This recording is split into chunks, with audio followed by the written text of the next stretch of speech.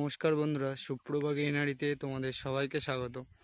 তো আমরা এখন সামনেই বর্ষার সিজন, তো তার জন্য কিন্তু আমরা নতুন ধান ফেলার জন্য বীজতলা তৈরি করেছিলাম এবং বীজতলা তৈরি করার পরে এই জমিতে জল দেওয়া হয়েছে এবং জল দিয়ে কাদা করার পরে এখন কিন্তু ধান ফেলা হয়েছে।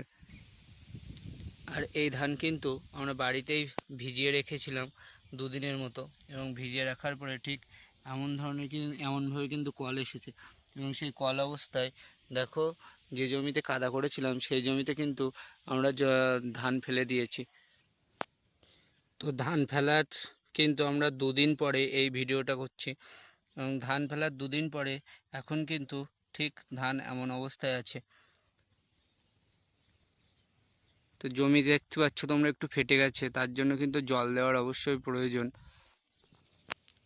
আর এটা কিন্তু ধান ফেলার ঠিক 5 দিনের মধ্যে আমাদের কিন্তু ধান থেকে এরকমভাবে পাতা বেরিয়ে গিয়েছে, যেটা কিন্তু আমাদের ক্ষেতে রোপণ করা হবে। আর মূলত আমরা যে ধানের পাতা ফেলেছি সেটা একটা বর্ষাকালীন ধান, যেটা তোমরা হয়তো অনেকেই শুনবে। বেস্ট কোয়ালিটির 50-27 ধান আমরা ফেলেছি, যার কিন্তু ফলন খুব বেশি এবং বাজারজাত করলে বাজারে অতিরিক্ত দামটাও পাওয়া যায়। আমাদের এখানে অনেকেই 845 ধান করে থাকে, কিন্তু 845 বাজারজাত করলে কিন্তু অতিরিক্ত দামটা পাওয়া যায় না। আর যখন 845 ওঠার মতো হয় তখন কিন্তু বাজারের চাহিদাটাও কমে যায়। কিন্তু এই যে পানমার্কা 50-27 ধান আছে, এ কিন্তু বাজারে সবসময় চাহিদা থাকে আর দামটাও অধিক পরিমাণে পাওয়া যায়।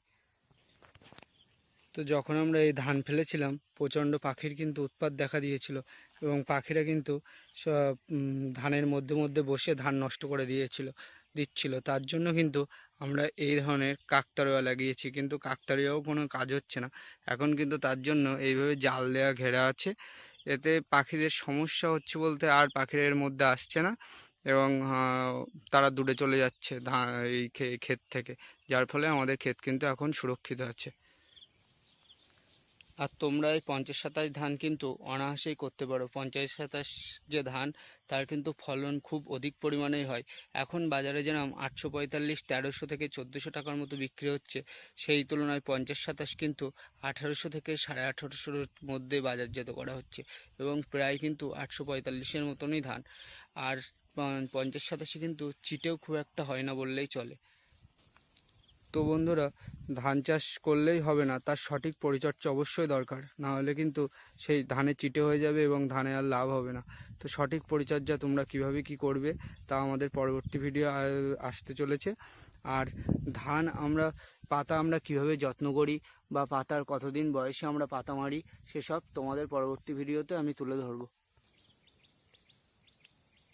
আর তোমাদের যদি এই বীজতলার ভিডিওটা ভালো লাগে, তাহলে তোমরা প্লিজ চ্যানেলটাকে সাবস্ক্রাইব করে দিও, আর বন্ধুবান্ধবদের মাঝে শেয়ার করে দিও, আর আমার কৃষক বন্ধুদের মাঝেও শেয়ার করে দিও, যাতে সকলে খুব উপকৃত হয় এবং কোন ধরনের ধান করলে বাজারে বেশি পরিমাণে চাহিদা সেটা সবাই বুঝতে পারে। তো ধানের পরিচর্যামূলক ভিডিও খুব তাড়াতাড়ি আসতে চলেছে, তোমরা ততক্ষণ চ্যানেলটাকে দেখতে থাকো।